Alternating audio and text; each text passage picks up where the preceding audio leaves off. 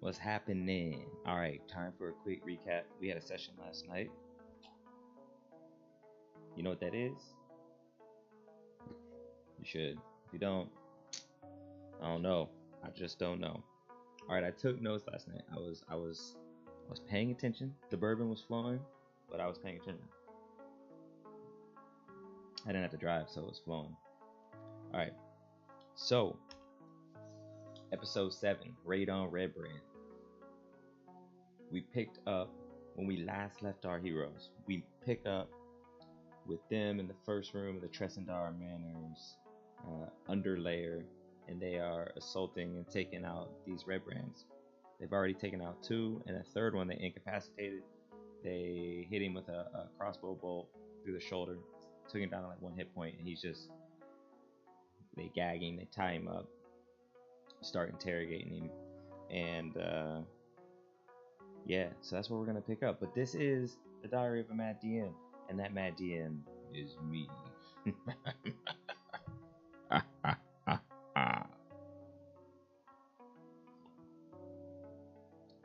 Yeah, I'm drinking some tea. So, in this, I'm gonna do a quick recap of the night. I'm gonna talk about some of the things that I saw, I did, things I messed up, things I saw from the players that were good, that weren't so good, tips, and I'm gonna be out. All right, so we pick up with this fight.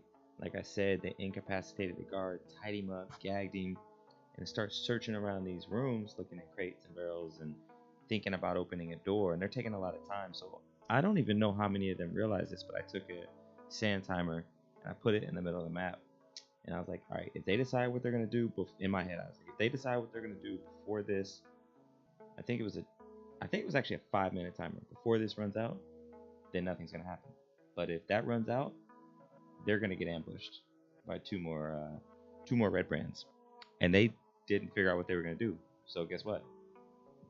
They got ambushed.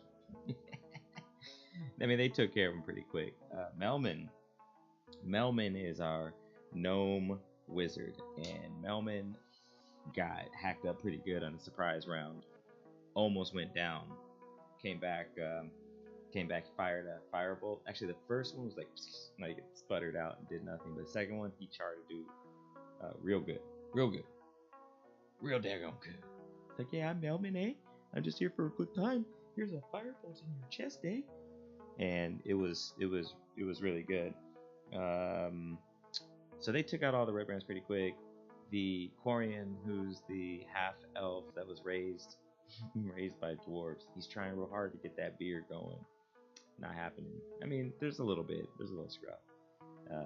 He is an artificier, and he was searching around the cistern. There's a cistern in the room, and he searches around it and finds what looks like a go bag for somebody potentially in the Redbrand's hideout. Maybe one of the Redbrands, maybe their leader, who knows. But he finds a go bag with some potions, some money, some clothes, some under rouge, some good stuff. So he picks it up, and they find some cloaks. They take some cloaks off the Redbrands that they dispatched, and they decide to go through this cave as if they're Redbrands, which I thought was pretty damn nifty and smart. And they interrogate this guy, this one Redbrand that's alive, and he gives them a little bit of information about who might be there. Oh, as the interrogation, Hank, the half-orc, walks up and he's the paladin half-orc, he just walks up, snaps 2 fingers, and then he removes the gag. He's like, tell me how many people are here. And the guy's like, fuck you. No one's tell you anything. And puts the gag back on, breaks 2 more fingers. I thought that's pretty dope. Actually, I don't even know if I gave him roleplay points for that, but I'm going to now, because that was pretty good. And roleplay points. And eventually he tells them how many people he thinks he's there. He's like, I don't keep count. And so he tells them that their leader, Glassstaff, he thinks that he's in there somewhere on the west side of the building. He's actually pretty helpless. They're pretty useless. He tells them a little bit of information about the Redbrands, and he's like, look, we're just hired muscle. We're just here to keep people like you away from what we're trying to or what they're trying to accomplish. I don't even know what they're trying to accomplish. And then there's this interesting moment where the interrogation, like in between, where he's not really being super helpful, Melman slips behind him, and I was like, I wonder what he's about to do. And the interview's pretty much over, and they ask him something kind of ridiculous, and he's like, just end it, just kill me. And after he had opened it, was saying, just let me live, because he was annoyed. And Melman pulled out his knife, and he's like, I cut his throat. And I was like, all right, let me see your player sheet real quick. It's like, hey man, you're a neutral good. You realize that this is an evil act, and I think took it in a way that was like, I'm saying don't do that, and I was not at all saying don't do it. I was just trying to let him know that, hey, everything you do has a repercussion, and that slitting the neck of a dude that is bound, he has 1 hit point, he's incapacitated, he's got 4 broken fingers at this point. There's like, that's evil. That's evil. And so just thinking about the morality of what he's doing, I'm like, hey, you can do it, but it might change. It's going to change the trajectory of your character and then decisions that they get put in. So he decided not to. I hope that I didn't. I should have probably just let him do it and then told him that, like right now in the recap.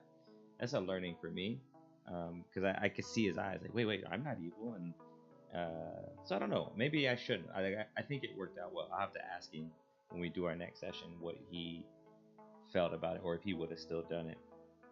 And then they head off. They're starting to head through a room to the north, and somebody sees a wall, and they're like, is that a wall? And I'm like, are you checking? Or are you asking me as a player? And they're like, I'm checking. So I had them roll an investigation check. They had a really good check, and they found a secret door. And they went through this back entrance, checking for traps and trying to stealth. Rolls were shitty, but they rolled some 2s and some real low rolls, and yeah, you feel pretty hidden. You feel stealthy. This is pretty good work. You're walking quiet. They were not walking quiet at all, but it didn't matter for this particular section. Come through to the middle of the manor, and there's this huge crevasse. It's like, I mean, it's only like 5 to 10 feet wide and 20 feet deep, but this is underneath this manor. It's kind of weird. There's a couple bridges to span it. They did a check on the first bridge, found out that it was rigged to fall with anything over 50 pounds applied to it. Searching around, and they meet a Nothic, one-eyed, gnarly-looking beast, tortured beast, but it doesn't want to fight. It wants food. And they talk to it, and it's telepathic, so it's talking to them in their heads. And they give it food, and it gives them some information, and it seems pretty peaceful. It seems like it's going to let them pass. It seems like it might even give them some information. We'll see, because that's what we're going to pick up next. But I will say, man, like, the roleplay was good. There were some funny lines. Oh, that's right. There was a moment of invisibility. So one of the characters is invisible. He's got another half hour left. Bean Bush Gatherer. He's the rogue. He's the freaking rogue, man. He's the halfling rogue. But he's invisible, running around. Nobody can see him. But he can't see. It's dark. He has no dark vision. It's kind of funny. But yeah, again, like more really good roleplay, and then just as players, like thinking through, like, how would I go about searching this, or how would I go about asking questions, like, and who should ask questions, like having the half-orc that has a lot of charisma and also has a lot of ability to intimidate, ask the questions. Like the group is starting to gel as the characters are starting to gel and figure out like who should do what, and putting people in the right positions. And overall, like, the fights are moving pretty quick. I'm getting a little bit better at pacing, so I noticed, say, Melman was like trying to figure out what spell to cast or how to do it. So I was like, all right, I'm gonna come back to you. Moved on to Hank, let Hank attack. Melman, you ready? Not ready? All right. Move on to the next. Move on to Bean, and then Bean did his attack. And it's like, okay, now we'll come back.